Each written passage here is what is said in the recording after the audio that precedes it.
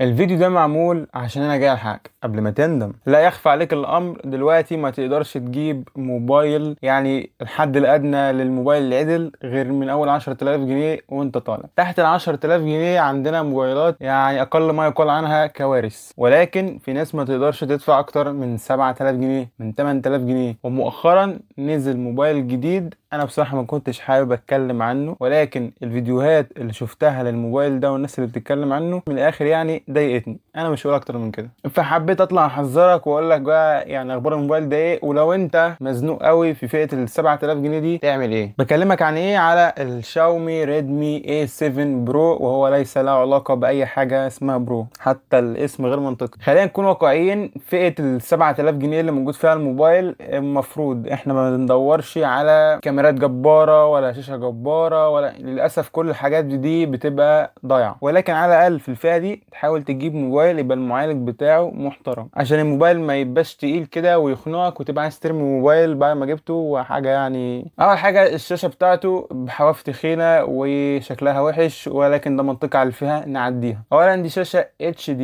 تمام ماشي منطقي، أغلب الموبايلات اللي في الفئة دي شاشة HD ماشي. دعم ال 120 هرتز حاجة حلوة، ولكن ملهاش فايدة حقيقية، لأن يعني هنروح للحتة دي قدام. يعني سطوع الشاشة كويس، ولكن تحت الشمس هيتبك وهتعاني منه، وهو مش أقوى حاجة تحت الشمس. فمن الآخر نقطة الشاشة في الموبايل ده عيب كبير، بالنسبة إنك أنت دلوقتي مع الشاشات دي حاجة صعبة. يعني مش عايز أطول في النقطة دي، نروح للمعالج والأداء. عندك اليوني سوك اي 7250، طبعا معالج تعبان وحالته ما يعلم بها ربنا لا بصراحة ما انصحكش تجيب موبايل دلوقتي تدفع 7,000 جنيه، ويعني لا لا لا، يعني هو ولا بيقدم اداء ولا بيقدم شاشة. ونروح للكاميرات، الكاميرات برضو كوارث. كاميرا رئيسية 13 وسيلفي 8، ويا لو سمحت انا بصراحة مش قادر يعني اتكلم عن موضوع الكاميرات ده. الكاميرات يعني مش حلوة، برضو مش هقول تعبير اكتر من كده، هي مش حلوة، متواضعة. طيب ايه اللي يميز الموبايل اللي هم عاملين التسويق كله عليه؟ الشاشة كبيرة 6.9 انش، ما عامل ايه؟ بطارية 6000 ملي امبير، لو انت مزنوق في بطارية وتكمل معاك بقى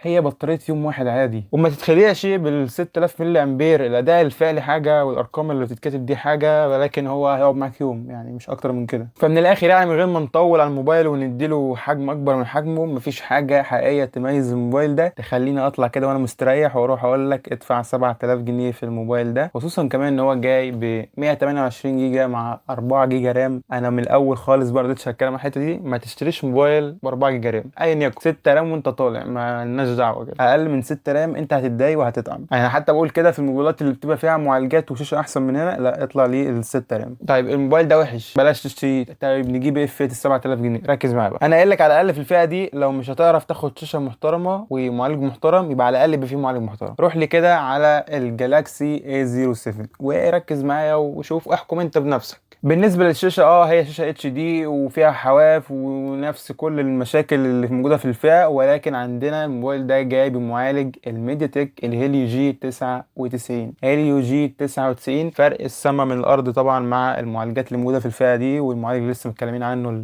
اليونيسك مش عارف ايه ده. فلا فرق كبير كبير كبير كبير كبير على الاداء اليومي في الالعاب، حاجه تانية يعني مفيش مقارنه اصلا. ده المعالج اللي موجود في الاي 17، ده المعالج اللي كان بيتحط من شركات تانية في موبايلات ب 12 و14 الف جنيه. ففي حته المعالج هو مقفل اللعبه، انت مش هتلاقي حد احسن منه في موضوع المعالج. طبعا النسخه ال 128 و6 رام والنسخ كلها غليت يعني، بس هما هتلاقيها في حدود ال 7400 جنيه، 7300 جنيه، دور انت كويس وهتلاقيه. ففي حدود ال 7300 جنيه كويس جدا. هو ايه اللي يميزه تاني غير موضوع المعالج؟ الكاميرات. عندنا كاميرا اساسيه 50 ميجا بكسل، فتطلع هنا صور كويسه وحلوه على فئه طبعا مش احسن حاجه في الدنيا، ولكن ارحم كتير طبعا من الموبايلات التانية، غريبه جدا. ايه تاني؟ عندنا سوفت وير مش هتلاقيه في اي موبايل تاني ومش محتاج اتكلم عنه، الوان يو اي حاجه محترمه. ومعاك هنا 6 سنين تحديثات اندرويد. هات لي موبايل في الفئه دي بيحدث له سنه ولا سنتين حتى، مفيش. فانت واخد هنا اهم الحاجات اللي تخلي الموبايل يشتغل ويعيش معاك كده، بدل الخانه اللي موجوده في الموبايلات التانية.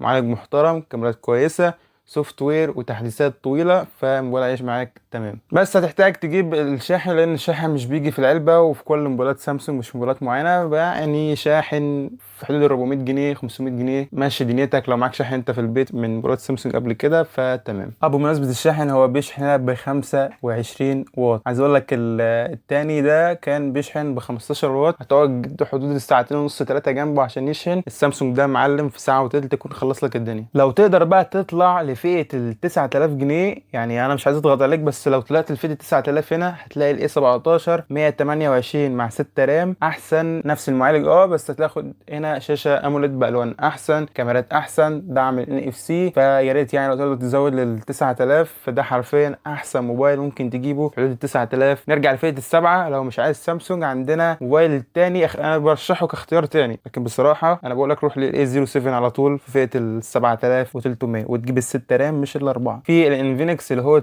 60 5G، ركز معايا، ال 5G ده الحلو فيه المعالج بتاعه كويس معقول، وهتلاقي كمان شكل الشاشه بالثقب للكاميرا السيلفي، ولكن الشاشه HD عادي. نفس العيوب اللي موجوده في اغلب الفئه، الكاميرات مش احسن حاجه، بس تاخد معالج كويس، شكل الشاشه حلو، لكن الشاحن بتاعه بطيء برضو. معلومه لازم تبقى مركز فيها قبل ما تجيب موبايل انفينكس. يا ريت يعني نصيحه مني ليك، روح اتفرج على فيديوهات للسوفت وير، لو السوفت وير عجبك مفيش مشاكل بالنسبه لك تمام اعتمد. حكايه التحديثات طبعا ما تسالش فيها. فده الموجود في فئه ال 7000 جنيه. طبعا الاختيارات بتبقى في حاجات كتيره موجوده، لكن حاجات اللي تستاهل فعلا هو اللي قلت لك عليهم. ويا ريت لو تقدر تزود للتسعه تلاقي الاي 17 جامد جدا. ولو في استفسار او اي تعليق انزل نورني في الكومنتات وارد عليك. مع السلامه.